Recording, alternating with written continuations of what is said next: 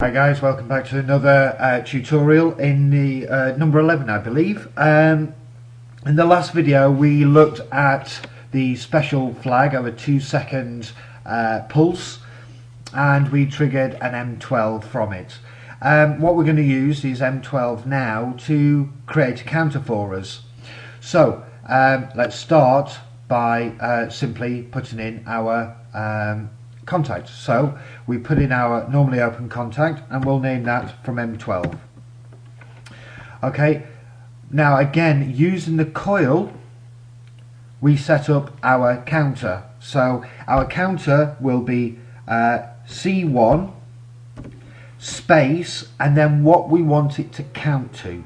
So we'll count it to 10. Okay, and we click OK. Answer that. Oops,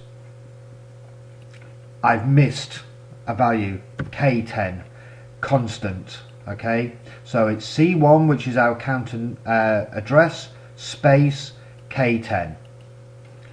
Okay, and there we see it's come into our ladder.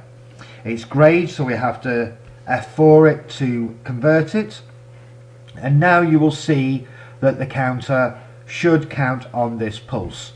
And if we go into monitoring or into our simulation, we'll be able to see this working.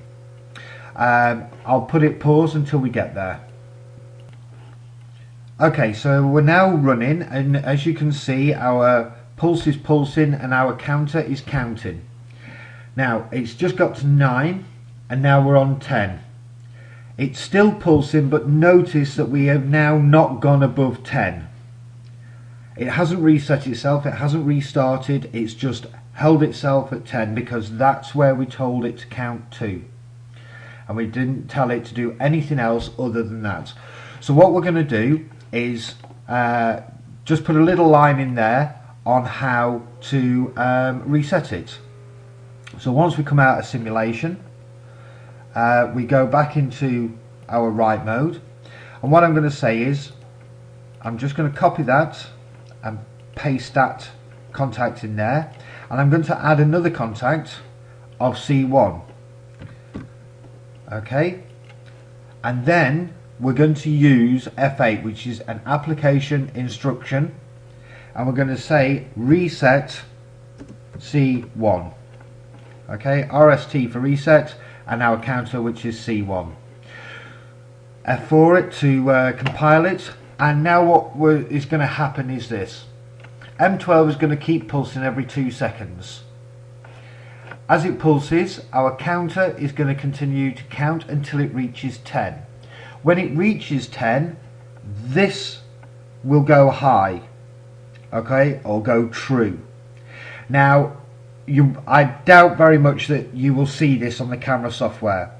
Once that has gone true, on the next pulse of M12, when that goes true, we will operate the command of reset C1. So C1 will be changed and reset back to 0 again, and it will continue counting. So we'll just save that. I'll go back into run mode, or into simulation mode I should say, and we shall then see this counter operating and resetting itself into a nice little loop and counting to 10 each time. As I say, the C1, I doubt very much that you'll see it on the camera software because it does happen quite fast. So there we go, we've got the counter counting 7, 8, 9, and as soon as we reach 10, the reset kicks in. As I say, it's very fast. The counter then goes back to 0 and starts counting again. We'll get to 10 again. 7, 8, 9, 10, reset, and back to 0. You probably didn't see it clicking over to 10 because it went straight to 0 again. So that's basically a counter. Okay, I hope you've enjoyed that video. I hope it's useful and helpful, and on the next well, I don't know what we'll do on the next video, but we'll have a little look and see what's useful. But for now, if you like the video, please click the like. If you dislike, by all means click the dislike, but please leave me a comment on why, and then we can try and rectify that on future videos. Any questions or comments, please leave them and I will try and answer them as quickly as I possibly can. Okay, take care for now, and I'll